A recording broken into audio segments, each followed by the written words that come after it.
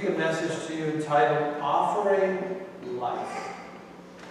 The last 2 weeks, we have had what is called Missions Convention here at the church. I love Missions Convention. Missions Convention is such a challenge and such a blessing as we have speakers that come and share their ministry, share their lives with us. But there is one downside. And the downside of this, when we have missionaries come, I know that some people can be thinking to themselves, you know, I'm not a missionary. I don't go to other countries of the world. I don't have a really big ministry. And so the downside is we can think less of ourselves because we are not them.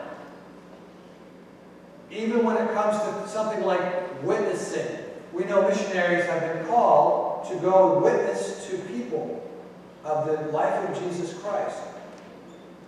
Many Christians in America, perhaps most, look at witnessing as something that is, you know, like, oh, I know I should do it, but I really don't know how, and I feel a little bit intimidated, and I don't want to talk about it, and fearful.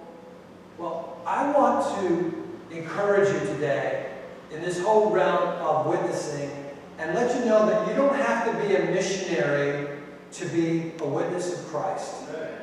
Jesus Christ has called all of us as witnesses. You shall be my witnesses, is what he said after he rose from the dead. So, I'd like to start by sharing with you a simple definition of witnessing.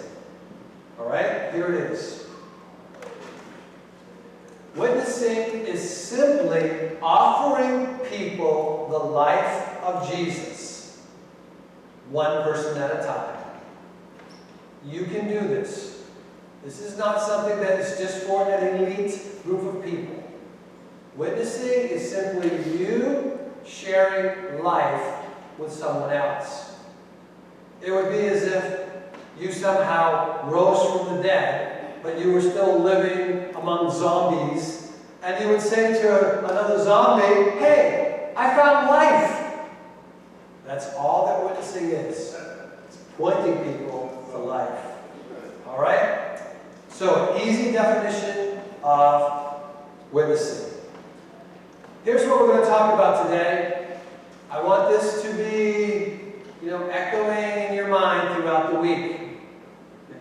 The message is all about offering people life. Okay, say it with me. Offering people life. All right, that's where we're going. And we are going in the New Testament to the book of John, chapter 4. And we're going to take a look at many verses from this chapter that has to do with Jesus witnessing to someone. All right? The story is found in John chapter 4, verses 1 to 42. Now, let's rewind a little bit and get some background so that this will make sense. So in the life of Jesus, we see that he spent most of his ministry in the north, which is the area of Galilee. But he would also travel to Jerusalem and minister throughout the region of Judea. Well, the religious leaders, they were like vultures. They didn't like Jesus because Jesus was gaining in popularity. So what Jesus did, instead of staying in the area of Jerusalem and getting a lot more opposition, because he didn't want to go to the cross early, he had to have a certain time that he did his ministry. Jesus traveled from Jerusalem back to Galilee. Now, this area right here was known as Samaria. And these were people who were sort of Jewish and sort of not Jewish.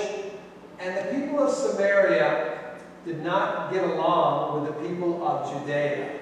In fact, the Jews of Jerusalem did not like the people of Samaria. And often when they would travel to Galilee, you know what they would do? Instead of going the shortest route to go to Galilee, they would go ahead and cross the Jordan and go on the other side and go into Galilee. For them, for many of them, this was a no-go zone. It'd be like, don't go to that neighborhood. Now, I don't know exactly where the Badlands are, but I've heard that expression in Philadelphia. Samaria to the kosher Jew was the Badlands. You don't want to go there. But what does Jesus do? Does Jesus say, guys, let's avoid the Badlands? No, he travels straight through Samaria, comes to a little town of Sychar, because he has a divine appointment waiting for him. Okay, let's see what that is.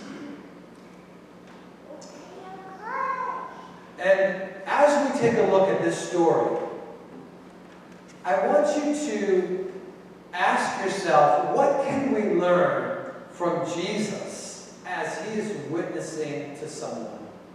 Okay, what is there to learn from Jesus? We're talking about offering people life.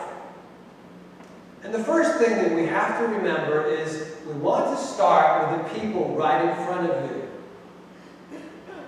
You're not going to be an effective witness of Jesus Christ saying to yourself, well, if I could only go on a missions trip. If I went on a missions trip, then I certainly would be a witness. Witnessing doesn't start on missions trips. Witnessing has to start right where you are, in your everyday life, with the people that are right before you. So please don't get that misunderstood. So what happens? Jesus is with his disciples. They're in the Jerusalem area in the south. They're traveling to Galilee. They come to a little town of Sychar. Now, the Bible tells us that Jesus was tired from the journey. Now, God doesn't get tired, but God in the flesh, because he's in a body like ours, gets tired. So Jesus is weary from the journey. It's about noontime. It's been, it's probably been a hot day if you've ever been in Israel. Yeah, it gets very hot. And so Jesus sits down by a well. The well is called Jacob's well. And because in the past history of this well, Jacob had given it to his son Joseph. Wells were very important. They were life-giving places. And in the homes, they did not have running water. So the people would have to come to the well.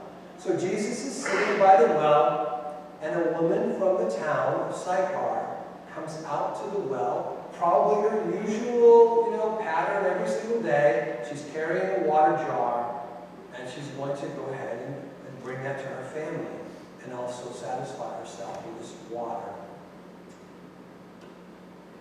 And so, as the woman comes to the well, Jesus initiates the conversation. And he says to her, "Will you give me a drink?" Now, she is stunned by Jesus talking to her. First of all, in that culture, it wasn't kosher for a man in public to just stop and talk to some woman. That really wasn't very, that was kind of taboo. And secondly, this woman was a Samaritan, and she knew right away that Jesus, even though she didn't know his name, that he was Jewish. So she's stunned, and she asks the question. She says, why are you talking to me? Why are you, a Jew, talking to me, a Samaritan? Because verse 9 tells us in this chapter that Jews had no association with Samaritans. So Jesus is crossing over man-made barriers. You understand that, right? He's crossing over some cultural taboos because he's showing us that we need to love all people. And so he's talking to her as a woman, and he's talking to her as a Samaritan. It doesn't matter to Jesus. All right? So she came to draw, he initiated the conversation, and then he put a little kind of like a curiosity thing in her spirit. And he said this. He said to her, if you knew the gift of God, in other words, basically he's saying, if you knew who you were talking to right now, and who it is that asks you for a drink, you would have asked him, and he would have given you living water. So this piques her curiosity, and she's saying, you know what? The living water sounds like a good idea. Because, I go to this well every single day, and it's kind of tiring to me, but if I could just get living water, and this guy maybe has something, magical to share with me, then I won't have to come to this well so much. That's her thinking. So, what I want to tell you is that witnessing is not something that's out there. Witnessing is something that's right here. It's right in front of us. Peter said to be ready always to give an answer to the person who asks you about the hope that you have. So sometimes you can just go along in life and maybe you're not thinking about sharing Jesus at the very moment, but someone is right in your pathway and they need hope and they need a word from God, and it's no accident that you're there. All right. Let me give you another point that we can learn from Jesus concerning offering people life. Okay? We need to be careful about judging people. So I would say to you, from the text that we have here, is don't judge them. Now, I have to watch out in my own heart, especially when it comes to people that may be of other religions. It's easy for me to think, in my mind, if a person is in another religion, it's easy for me to think, well, they have their own faith, and they probably are not interested in Christianity, and it might just be an argument, and so on. Be careful that you don't vote for them.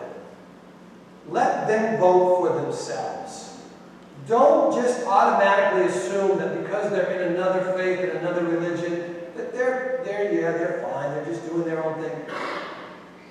Other religions are not places that people find peace of mind and happiness, because other religions in the world, no matter what it is, they're all based on you working hard enough to get yourself good enough for God. And that's a losing proposition, because we can never get ourselves good enough for God. That's why Jesus came. Jesus came to die for us, to live inside of us, so that he can give us the strength to do his will. And we are made right, we are justified in the eyes of God by faith in Jesus Christ, not by the number of works that we can do in life. There's a big difference between what Jesus does for us and between all the other religions of the world. Okay? So keep that in mind. But don't judge them. Don't judge people as too sinful either. We can look at somebody and they smell like they've just been, puking alcohol, or they may be high on drugs, or they may be, really, really angry people. And it's easy for us to say, well, you know what, I'm not going to witness to them. So Jesus is talking to this woman. And this woman is interested in living water. And so Jesus says to her, he says, okay, go call your husband. And she just says, well, you know what, I don't have a husband. Well, Jesus busts her. I mean, it's like, he just says, okay, I know all about you. Here's what he says. He told her, go call your husband and come back. I have no husband, she replied, hoping the conversation would end. Jesus said to her, yes, a lot of people would need right now, right, on a Sunday morning. You never know Jesus said to her, "You are right when you say you have no husband. The fact is, you have had 5 husbands, and the man that you're living with, or that you have now, is not your husband." So he congratulated her. He says, "You know what? What you have said is quite true." And I can imagine her like, this guy's reading me. How does he know me? But you notice that Jesus doesn't say, "Woman, you've had 5 husbands, you're living with someone now, and if you knew who you were talking to, you'd be out of here, out of my face. Because you're pretty filthy, and I'm the Holy Son of God, and let's make some distance here." He didn't do that, did he? Because Jesus didn't come to judge the world, but that the world through him might be saved. Now, there will be judgment, absolutely. But his coming provided the world an opportunity of grace, just like we've been given. So be careful that you don't judge someone as, they're just too far gone. Some of the greatest believers, most powerful Christians, are those who have been so down and out that God has raised them up. God has forgiven, He's cleansed, He's empowered. So don't write them off. Can I hear an amen on that? Amen. Don't judge them. We need to see their need. See their need. So Jesus is sharing, He's offering her life. He's talking about living water. And He's comparing it to the world and to just physical life. And what He's sharing with us is the truth that we live in a physical world, but the physical world wasn't meant to satisfy our deepest spiritual longings. Yes, you can have a refreshing cold drink of water, but you're going to be thirsty and dissatisfied again tomorrow because you need it again.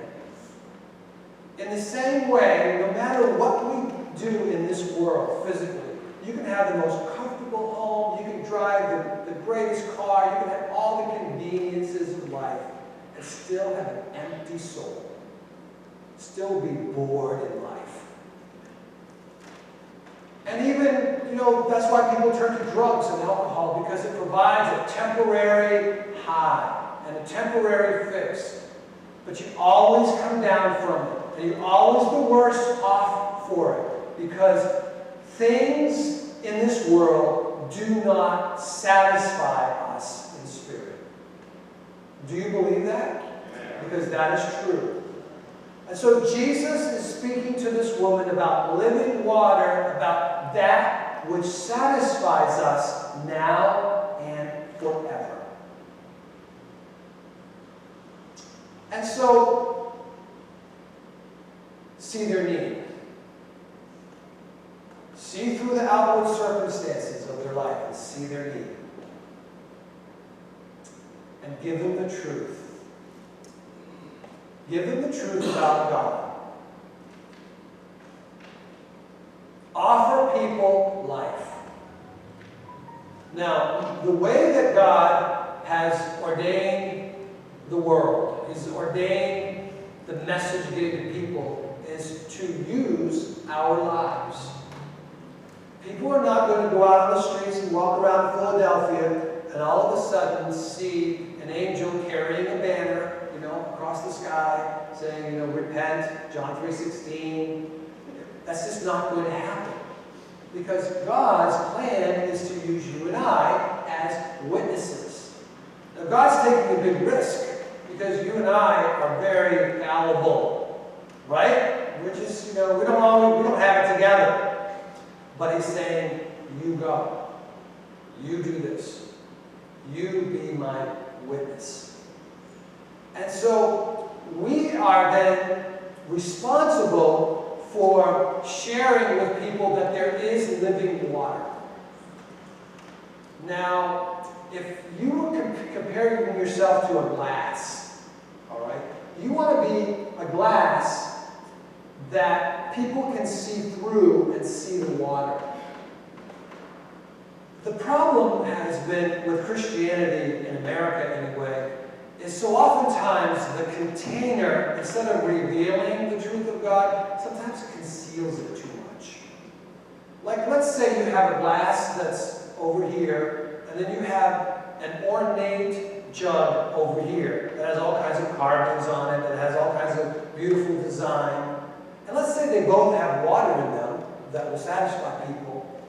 But people, chances are not going to go to this jug over here that has all the carvings in it and so on, because it's like, I don't see any living water there. How do I know what's in there? And that's the way a lot of people look at church. You know, people are not impressed with Highway Tabernacle as having a big steeple or having, you know, all these rocks and the fact that we're 125 years old. They're not impressed with that. You understand that, right? Sometimes if we just rely upon, you know, the building, it's almost like trying to give living water to someone in a glass that you can't really see anything in it. So what we have to do then is we witness by trying to be as transparent as possible so that people can see Jesus in us. So as we're truthful, as we're honest, as we love people, as we share the truth, then people get a chance to see, yes, there is living water. They're going to see it in you before they ever see it in a building. All right? So, give them the truth about God.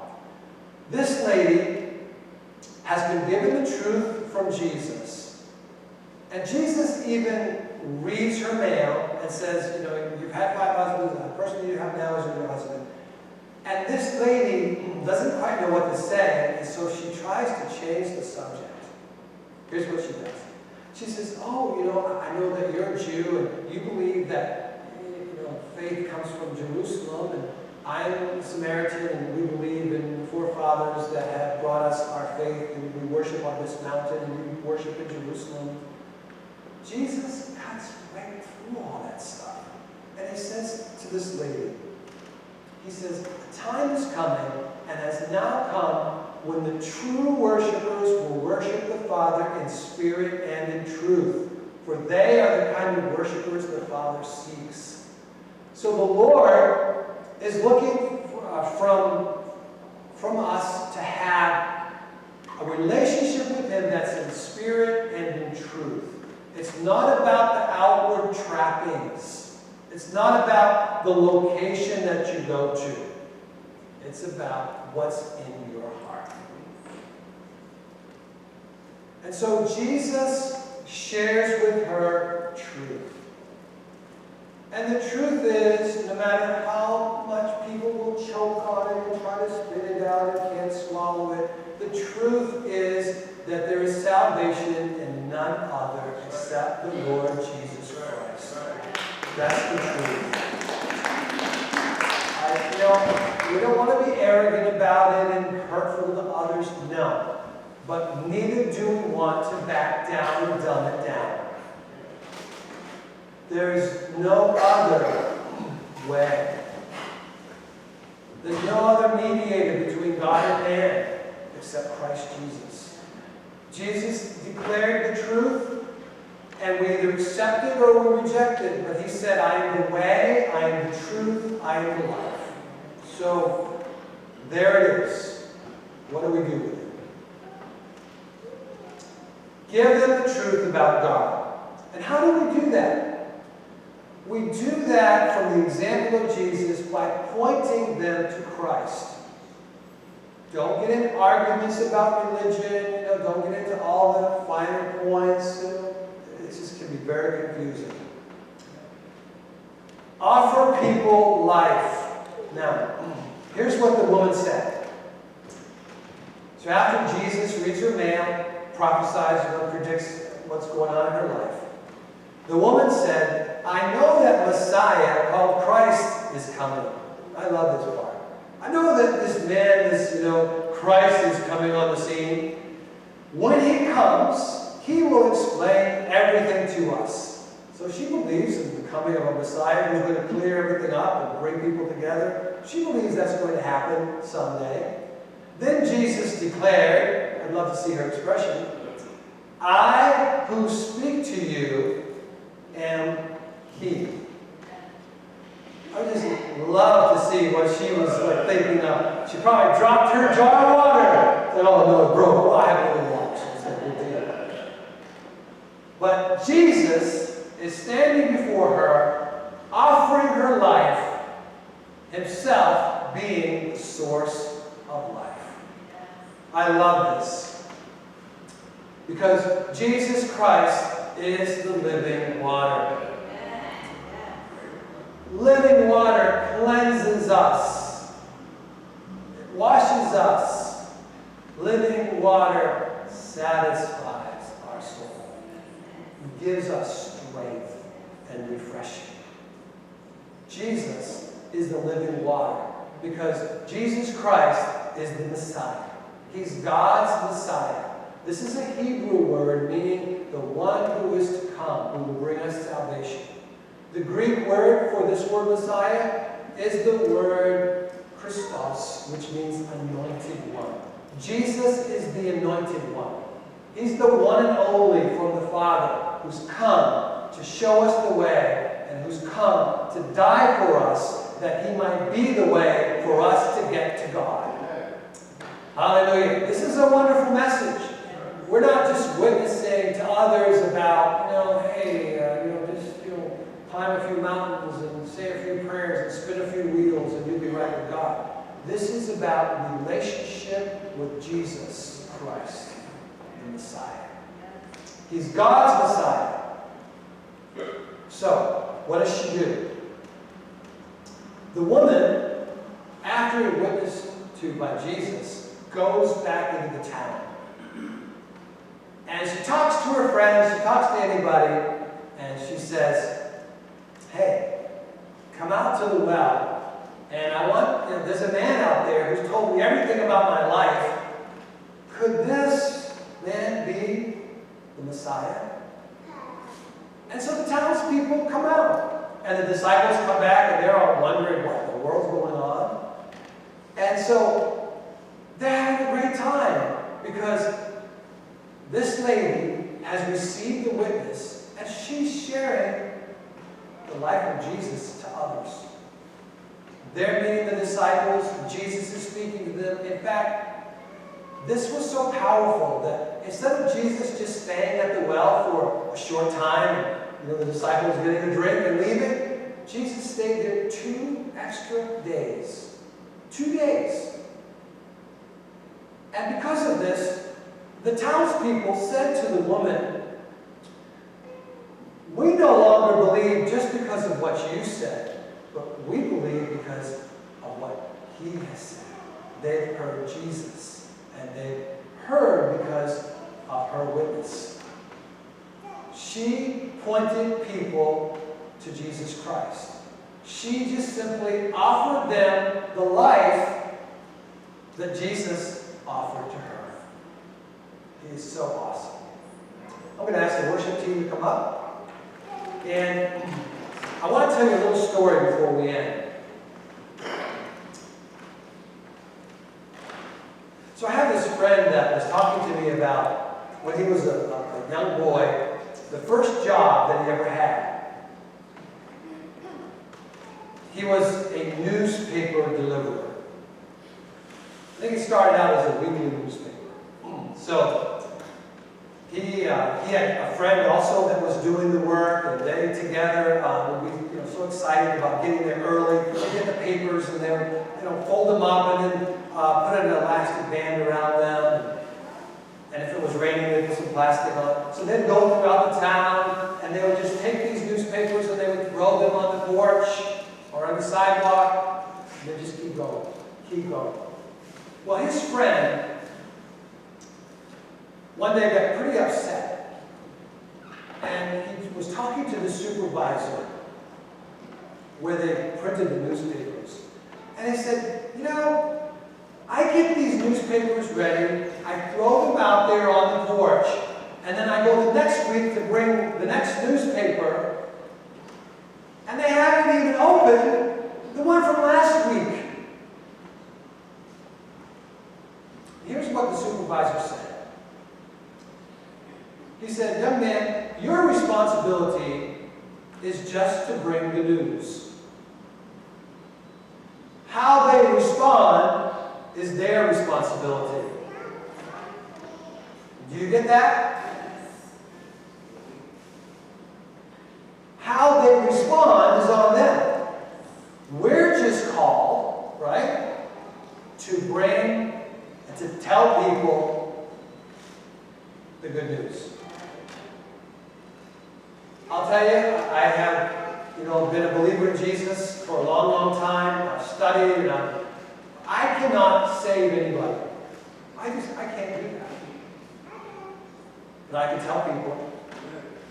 I can offer people life.